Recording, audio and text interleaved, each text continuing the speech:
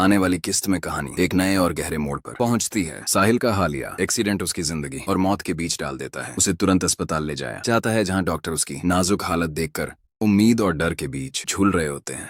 इसी दौरान काशान चालाकी से आशिर के पास आता है और उसे बतूल और साहिल की कुछ पुरानी तस्वीरें दिखाता है। उसकी नीयत साफ होती है, वह चाहता है कि आशिर के दिल में बतूल के लिए शक का जहर भर जाए और वह उसे अपनी जिंदगी से निकाल बाहर करे, ताकि साहिल की मोहब्बत की राह साफ हो सके। काशान की इस चाल में मिनाहिल भी बराबर की साझेदार होती है, जो दिल ही दिल में ये घिनौना इरादा पाल चुकी है कि वह आशिर को उसकी माँ सरवत बेगम से दूर कर देगी। दूसरी तरफ हादिया अपने ख्वाबों को किसी भी कीमत पर मरने नहीं देना चाहती। वह अपनी सांस के सामने खड़ी होकर पूरे यकीन से कहती है कि वह CSS जरूर करेगी और अपने सपने पूरे करके दिखाएगी। उसकी सांस उसे गले लगाकर भरोसा दिलाती है कि वह उसकी मेहनत पर फख्र करती है। इधर बतूल को जैसे ही साहिल के एक्सीडेंट की खबर मिलती है, उसकी दुनिया थम जाती है। गुस्से में कही अपनी बातें उसे अब तीर की तरह चुभने लगती हैं। उसकी माँ भी साहिल के लिए उतनी ही परेशान होती हैं, क्योंकि साहिल हमेशा से उनके लिए बेटे जैसा था। बतूल दुख और बेचैनी में पूछती है कि क्यों उनकी जिंदगी में मुसीबतें खत्म होने का नाम नहीं ले रही। एक जाती नहीं दूसरी चली आती है। उसकी वालिदा बस खामोश होकर बेटी को देखती रहती है, क्योंकि इस समय उन्हें भी सिर्फ साहिल की सलामती की फिक्र होती है। उधर मिनाहिल अब एक नया धक्का देने की तैयारी कर रही है। वह फिजा को काशान के लिए फंसाना चाहती है। बदले की आग में जलती मिनाहिल फिजा को एक अच्छे लड़के की तस्वीर दिखाती है, और वह कोई और नहीं खुद काशान होता है। फिजा पहली बार ये चेहरा देखती है। तस्वीर में उसे कुछ अजीब सा महसूस होता है, लेकिन वह चुप रह जाती है। बाद में वह अपनी माँ को बताती है कि उसे शक है कि मिनाहिल कोई बड़ा खेल खेल रही है। अब सवाल ये है, क्या फिजा समय रहते